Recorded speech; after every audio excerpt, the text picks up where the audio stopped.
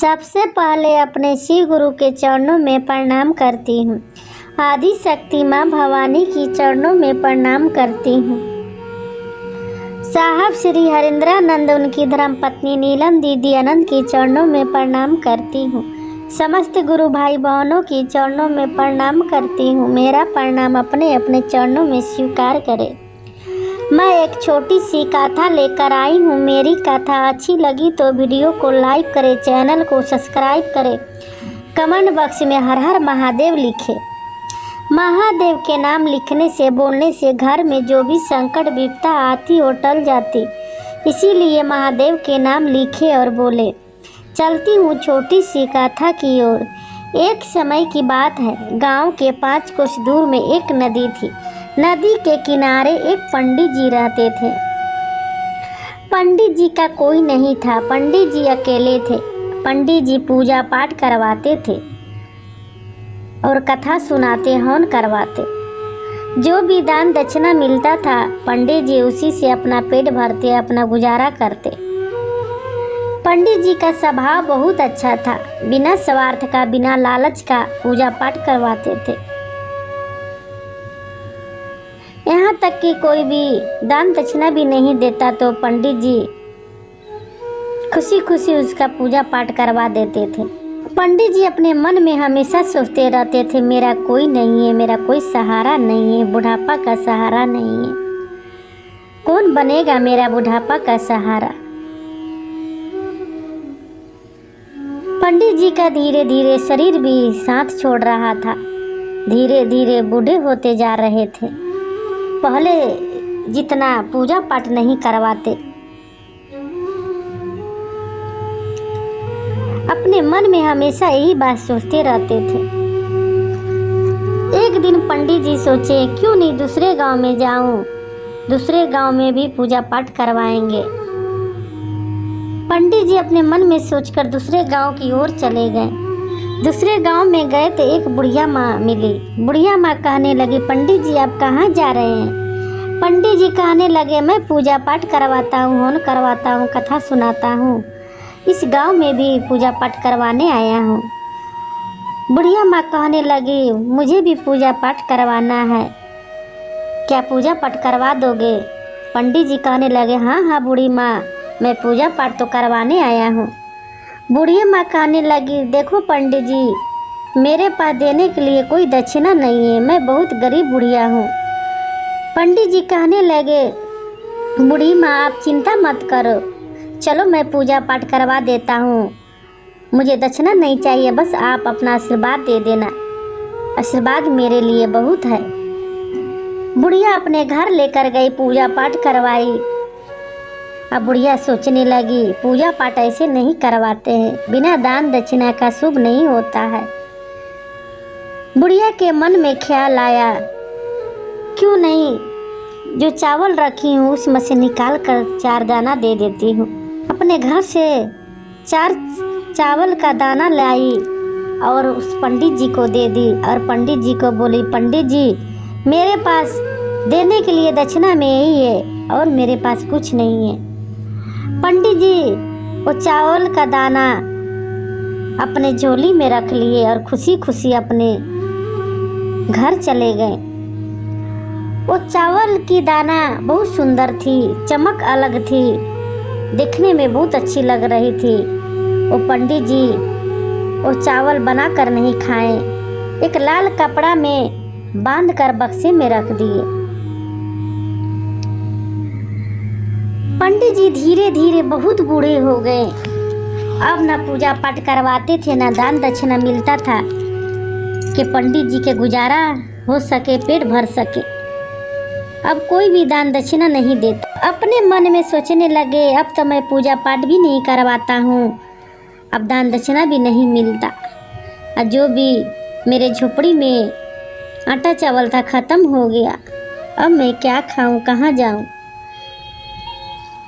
यही मन में सोच रहे थे, तभी झोपड़ी के पास एक साधु बाबा आवाज लगाते, कोई है तो मुझे पानी पिला दो, मुझे प्यास लगी है। पंडित जी झोपड़ी से बाहर निकले, साधु बाबा को पानी पिलाए और साधु बाबा कहने लगे, पंडित जी, तूने मेरा प्यास मिटाया, भगवान तुझे हर सुखी दे। तभी साधु बाबा कहने लगे, क्यों परेशान लग रहे हो, बहुत परेशान दिख रहे हो। पंडित जी कहने लगे, साधु बाबा, परेशान मैं इसलिए हूँ, मैं पूजा पाठ करवाता था, हवन करवाता था, जो भी दान दक्षिणा मिलता था उसी से अपना पेट भरते थे, गुजारा करते थे।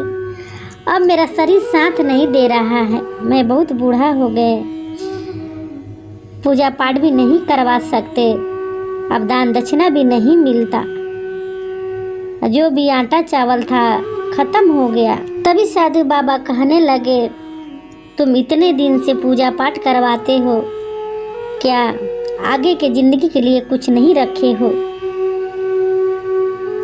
तभी पंडित जी कहते कि मैं रोज के रोज दक्षिणा लाता था, रोज के रोज खा जाता था, और जो भी थोड़ा बहुत बचता था गरीबों में बांट देता था, दान कर देता था।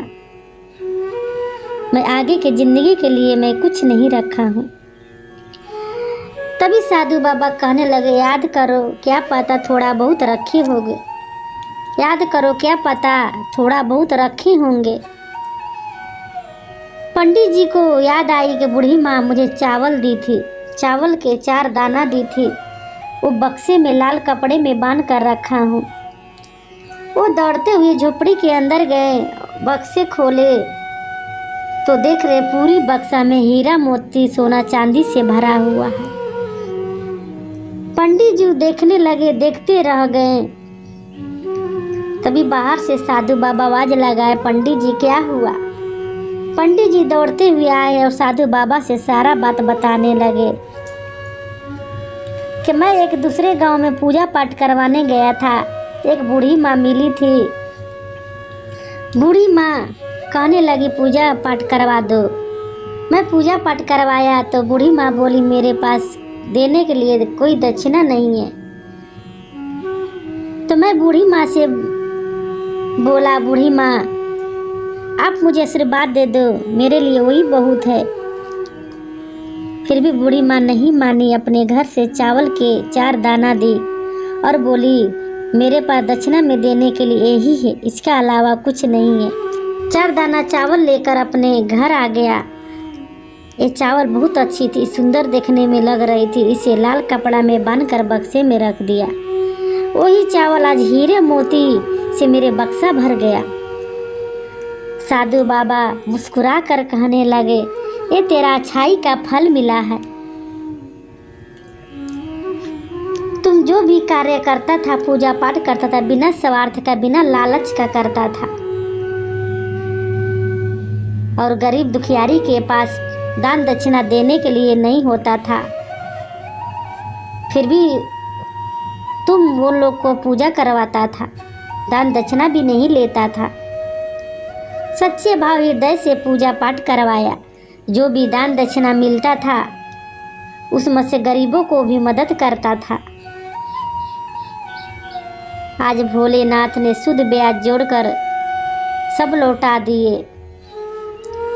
देखो, जो भी मनुष्य इस धरती पर सच्चे भाव प्रेम से अपना कार्य करता है, कोई भी काम करता है बिना स्वार्थ का, बिना लालच का, उसे भोलेनाथ हर पल मदद करते हैं, पल पल दया करते हैं।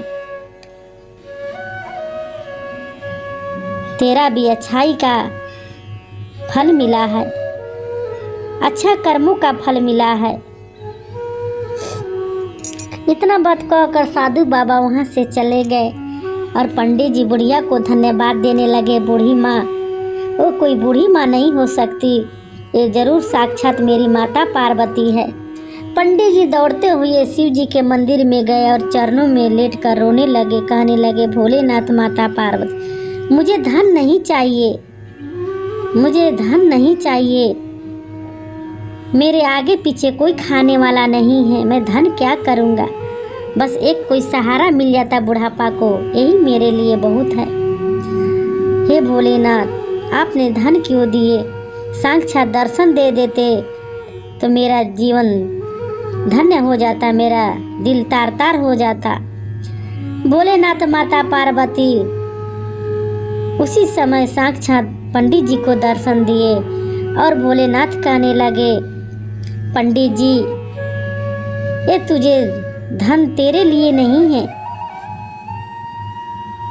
तेरा अच्छाई का फल मिला है, अच्छे कर्मों का फल मिला है। जो भी मनुष्य अच्छा कर्म करता है उसे हमेशा अच्छा ही फल मिलता है। तू जो भी कार्य करता था बिना स्वार्थ का, बिना लालच के करता था। इतना गरीब रहते हुए भी तुम गरीबों को मदद करता था। जिसके पास दान दक्षिणा देने के लिए नहीं रहता था फिर भी उसके घर में जाके पूजा पाठ करवाता था। मैं सब देखता था, तेरे पूजा से, पाठ से, सच्चाई से, अच्छाई से मैं बहुत प्रसन्न हूँ। ये जो धन तेरे पास है, तेरे कर्मों का फल मिला है, अच्छाई का फल मिला है। जा इस धन से अपना जीवन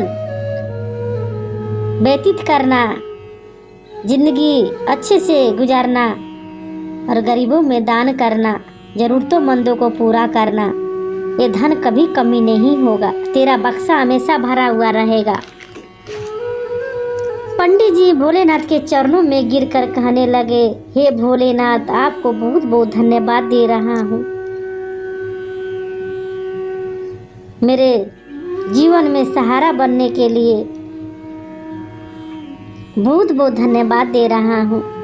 हे भोलेनाथ, जब भी मेरा मृत्यु आए तो मेरा आपके चरणों में ही आए और आपके चरणों में हमेशा रहूं, धूल बन के रहूं। भोलेनाथ पंडित जी को आशीर्वाद देकर अंतर ध्यान हो गए। अब पंडित जी वो धन को ले जाकर गरीबों में दान कर रहे हैं, जरूरतमंदों को पूरा कर रहे हैं, मंदिरों में दान करते, गरीब बेटियों को विवाह कराते। ये सब देखकर माता पार्वती भोलेनाथ बहुत प्रसन्न थे और अपना भी जीवन व्यतीत करते थे, खुशी खुशी अपना जिंदगी गुजारते थे। पंडित के पास इतना धन हो गया था, इतना धन हो गया था कि पूरे जिंदगी बैठ के खा सकता था। और जितना भी दान पुण्य करता था वो धन कमी नहीं होता था, बढ़ते चला गया। देखिए मेरे भोलेनाथ ऐसे हैं,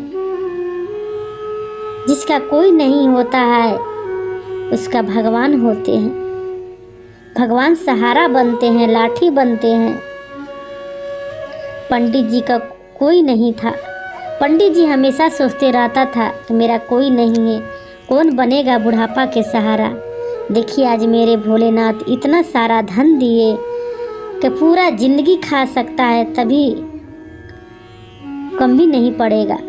पूरा जिंदगी खा सकता है, वो धन कभी कम नहीं होगा।